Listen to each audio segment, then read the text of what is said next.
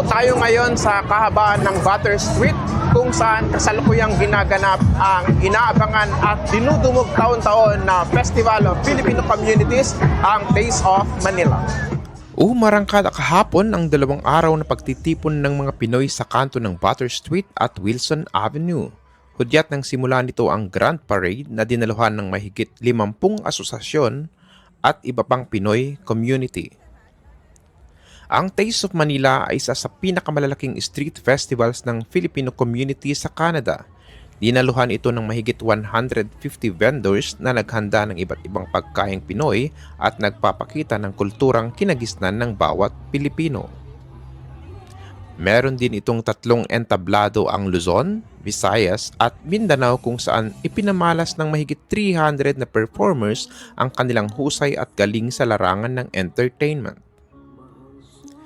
Ang mga dumalong local celebrities galing sa Pilipinas ay mas lalo pang nagpatingkad at nagbigay buhay sa selebrasyon.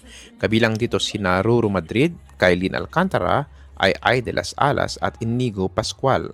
Ang iba pang mga performers mula dito sa Canada ay nabigyan din ng pagkakataong may pamalas ang kanilang mga talentong pang world class.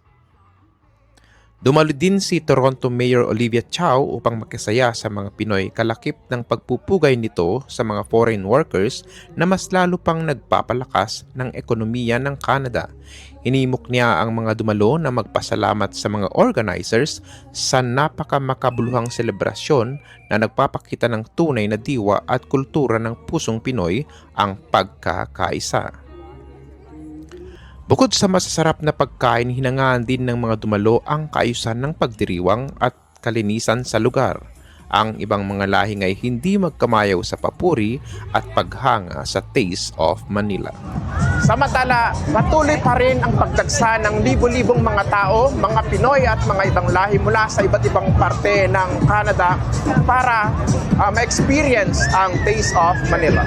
Mas marami pong tao ngayon. Oh yeah? Opo. Kasi yung last year umulan ata. Tsaka ngayon, mas Mas organized. Malinis po. nga, nakita ko nga. It's amazing. It's our first time. It's incredible. So many people, so full of life. Beautiful. A teacher, and so I get to teach students of Filipino culture, and they're just incredible students. So I came with my wife to come and enjoy it. Yung mga binili nyo, Ay, okay naman. Good. Parang nasa Pilipinas ka lang. yun nga. Really good. It's really fun. There's like a lot of stuff to do here Oh, and yeah. a lot of good performers.